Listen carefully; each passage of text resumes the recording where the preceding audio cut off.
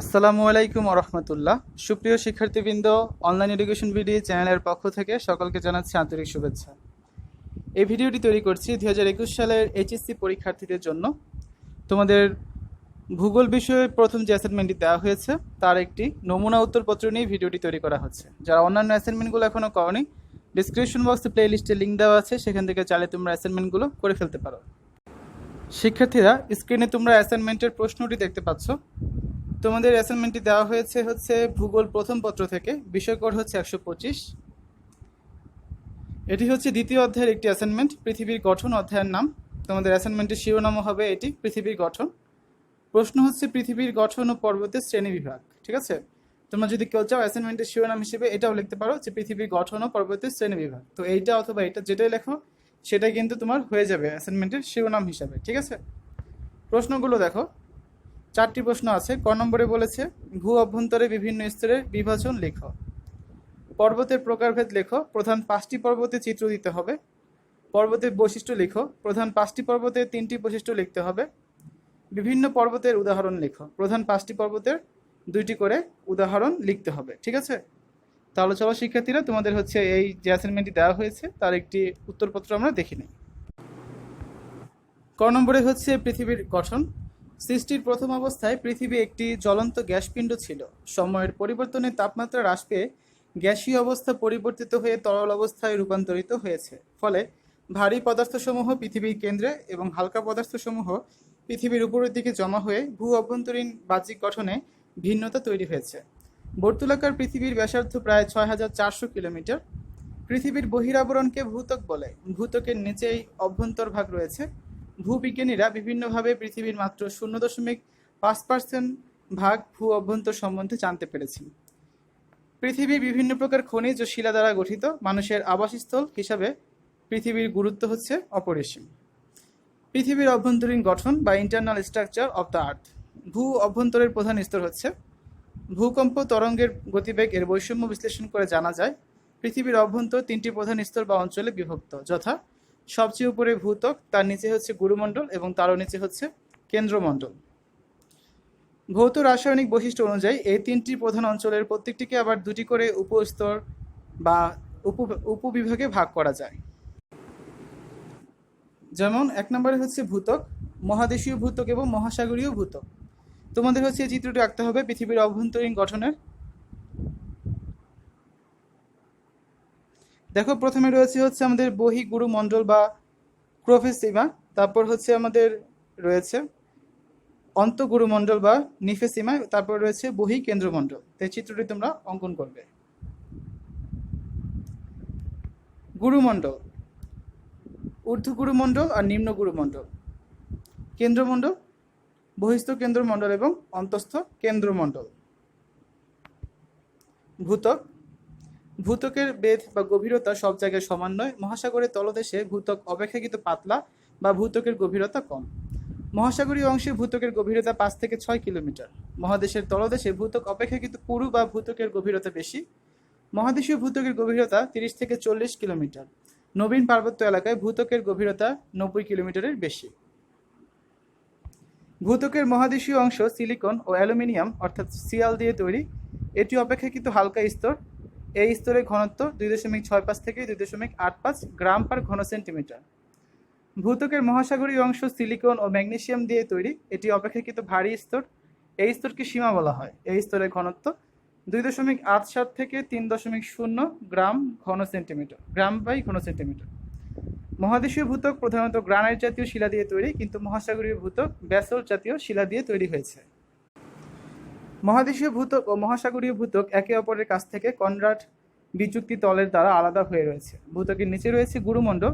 মোহ বিযুক্তি তল ভূত্বকে গুরুমণ্ডল থেকে আলাদা করে রেখেছে। মোহ বিযুক্তি তলের পুরো নাম হলো বিযুক্তি তল, মোহর বিযুক্তি তল। ঠিক আছে, পৃথিবীর উপরের অংশটিকে ভূত্বক বা ভূপৃষ্ঠ বলা হয়ে থাকে। পৃথিবীর উপরই পৃষ্ঠ সব জায়গায় সম প্রকৃতির নেই, কোথাও উঁচু বা কোথাও নিচু। পৃথিবীর উপরিভাগে যে ভূমিরূপগুলি দেখা যায় সেগুলোকে উচ্চতার উপর ভিত্তি করে প্রধানত 3টি ভাগে ভাগ করা যায়, যথা সমভূমি, মালভূমি ও পাহাড় বা পর্বত। এই হচ্ছে আমাদের ক নং এর উত্তর। তারপর দেখো আমাদের খ নং এ কি বলা হয়েছে, পর্বতের প্রকারভেদ। ঠিক আছে, প্রধান 5টি পর্বতের চিত্র দিতে হবে। তাহলে চলো আমরা এখন এর উত্তরটা দেখে নিই। পর্বত পর্বত বলতে পৃথিবীর উপরিভাগের সুউচ্চ অংশগুলিকে বোঝানো হয়ে থাকে। সাধারণত পৃথিবী পৃষ্ঠ থেকে 1000 মিটারের বেশি উচ্চতা বিশিষ্ট বহুদূর বিস্তৃত খাড়া ঢালযুক্ত ও উঁচু শৃঙ্গযুক্ত শিলাময় ভূমিরূপগুলোকে পাহাড় বা পর্বত হিসেবে গণ্য করা হয়। একাধিক পর্বত পরস্পরের সমান্তরালে বিস্তৃত হলে তাকে পর্বত শ্রেণী বলে, যেমন হিমালয় পর্বত শ্রেণী, আল্পস পর্বত শ্রেণী প্রভৃতি। পর্বতের শ্রেণীবিভাগ পর্বতগুলিকে তাদের উৎপত্তি, গঠন, উচ্চতা, আকৃতি ও ঢালের তারতম্যের উপর ভিত্তি করে প্রধানত 4 ভাগে ভাগ করা যায়: ভঙ্গিল পর্বত, স্তূপ পর্বত, আগ্নেয় পর্বত, ক্ষয়জাত পর্বত। এখানে দেখো তোমাদের প্রশ্নে হচ্ছে 5টি পর্বতের কথা বলা হয়েছে, তাই হচ্ছে আমরা এখানে এই 4টি পর্বত সহ আরেকটি পর্বতের চিত্র এখন তোমাদের দেখাবো। দেখো প্রথমে রয়েছে ভঙ্গিল পর্বত। এখানে হচ্ছে ভঙ্গিল পর্বতের চিত্রটি রয়েছে, এই চিত্রটি তোমাদের অঙ্কন করতে হবে, ঠিক আছে? তারপর হচ্ছে আগ্নেয়জাত পর্বত। দেখো লাভা প্রবাহ, গৌণ জ্বালামুখ, এটা হচ্ছে মুখ্য জ্বালামুখ। তারপর হচ্ছে ক্ষয়জাত পর্বত, এটা হচ্ছে একটা ক্ষয়জাত পর্বতের চিত্র। তারপর হচ্ছে ল্যাকোলিথ পর্বত। এই পর্বতটা হচ্ছে আমরা তোমাদের এক্সট্রা দিয়েছি, কারণ তোমাদের 5টি পর্বতের কথা বলা হয়েছে, তো 4টি তো আমরা দেখলাম প্রকারভেদ, আর একটা হচ্ছে আমরা সাথে এক্সট্রা দিলাম। এটা হচ্ছে ল্যাকোলিথ পর্বতের চিত্র। তারপর হচ্ছে স্তূপ পর্বত। এই হচ্ছে স্তূপ পর্বতের চিত্র। এটা হচ্ছে উত্থিত অংশ, গ্রস্ত উপত্যকা আর হচ্ছে গ্রস্ত উপত্যকা, ঠিক আছে? তো এই হচ্ছে আমাদের প্রকারভেদগুলো। তারপর হচ্ছে গ নাম্বার পর্বতের বৈশিষ্ট্য। প্রধান 5টি পর্বতের 3টি করে বৈশিষ্ট্য লিখতে হবে। তখন আমরা এর উত্তরটা দেখে নিই। প্রথমে রয়েছে ভঙ্গিল পর্বত বা ভাঁজ পর্বত। পার্শ্বচাপের ফলে ভূপৃষ্ঠের উপরে নরম শিলা ভাঁজ পেয়ে তরঙ্গের মতো যে বিশাল আকৃতির পর্বতের সৃষ্টি হয় তাকে ভঙ্গিল পর্বত বলে। ভঙ্গিল পর্বতের বৈশিষ্ট্যগুলো দেখো। মহীখাত অঞ্চলে সঞ্চিত পাললিক শিলায় ভাঁজ পড়ে ভঙ্গিল পর্বতের সৃষ্টি হয়ে থাকে। ভঙ্গিল পার্বত্য অঞ্চলে জীবাশ্মের উপস্থিতি লক্ষ্য করা যায়। ভাঁজ পর্বতগুলি বহুদূর অবধি বিস্তৃত, দীর্ঘায়িত ও সুউচ্চ পর্বতচূড়া বিশিষ্ট অনেকগুলি পর্বত শৃঙ্গলের সমন্বয়ে গঠিত হয়ে থাকে। তবে ভঙ্গিল পর্বতগুলির দৈর্ঘ্য প্রস্থের চেয়ে অনেক বেশি হয়ে থাকে। ভূমিকম্প প্রবণ ভঙ্গিল পর্বতগুলির গঠন এখনও চলতে থাকায় এই অঞ্চলগুলি ভূমিকম্প প্রবণ হয়ে থাকে। পৃথিবীর পর্বতগুলির মধ্যে নবীনতম হল ভঙ্গিল পর্বত। কিছু কিছু ভঙ্গিল পার্বত্য অঞ্চল অগ্নুৎপাত সম্পন্ন হয়ে থাকে, যেমন আন্দিজ রকি পার্বত্য অঞ্চল। উচ্চতার ভিত্তিতে হিমালয় পৃথিবীর উচ্চতম পর্বত এবং দৈর্ঘ্যের ভিত্তিতে আন্দিজ পৃথিবীর দীর্ঘতম পর্বতমালা। স্তূপ পর্বত পৃথিবীর অন্তর্জাত শক্তির ফলে সৃষ্ট টান বা প্রসারণ এবং সংকোচন বা পার্শ্বচাপের ফলে ভূত্বকে যে ফাটল বা চ্যুতির সৃষ্টি হয়, সেই ফাটল বা চ্যুতি বরাবর ভূত্বকের কোনো একটি অংশ উপরে উঠে গিয়ে বা পার্শ্ববর্তী অংশ নিচে বসে গিয়ে যে পর্বতের সৃষ্টি হয় তাকে স্তূপ পর্বত বলে। তারপর দেখো স্তূপ পর্বতের বৈশিষ্ট্যগুলো। ভূত্বকের একটি বিশাল অংশের উত্থান বা অবনমনের ফলে এই ধরনের স্তূপ পর্বতের সৃষ্টি হয়ে থাকে। দুটি হোস্ট বা স্তূপ পর্বতের মাঝে যে নিচু অংশ থাকে তাকে গ্রাবেন বা গ্রস্ত উপত্যকা বলা হয়। স্তূপ পর্বত একদিকের ঢাল খুব খাড়া হয়, অন্যদিকের ঢাল মৃদু প্রকৃতির হয়। স্তূপ পর্বতের বিস্তৃতি খুব সামান্য হয়ে থাকে। স্তূপ পর্বতের উপরিভাগ প্রায় সমতল হয়ে থাকে। তারপর রয়েছে আগ্নেয় পর্বত। ভূ অভ্যন্তরের উত্তপ্ত তরল ম্যাগমা ভূত্বকের কোনো দুর্বল স্থান বা আগ্নেয়গিরি জ্বালামুখ থেকে ক্রমাগত লাভারূপে নির্গত হয়ে ঠান্ডা ও কঠিন হয়ে যে পর্বত গঠন করে তাকে আগ্নেয় পর্বত বলে। আগ্নেয় পর্বতের বৈশিষ্ট্যগুলো দেখো। আগ্নেয় ভস্ম, লাভা সিন্ডার, পাইরোক্লাস্ট ধীরে ধীরে সঞ্চিত হয়ে আগ্নেয় পর্বতের সৃষ্টি হয় বলে একে সঞ্চয়জাত পর্বত বলে। আগ্নেয় পর্বতে একটি মুখ্য এবং অসংখ্য গৌণ জ্বালামুখ থাকে। পর্বতগুলি শঙ্কু আকৃতির হয়। উদাহরণ হচ্ছে ভারতের ব্যারেন, জাপানের ফুজিয়ামা, হাওয়াই দ্বীপপুঞ্জের মৌনালয়া ইত্যাদি। তারপর রয়েছে ক্ষয়জাত পর্বত।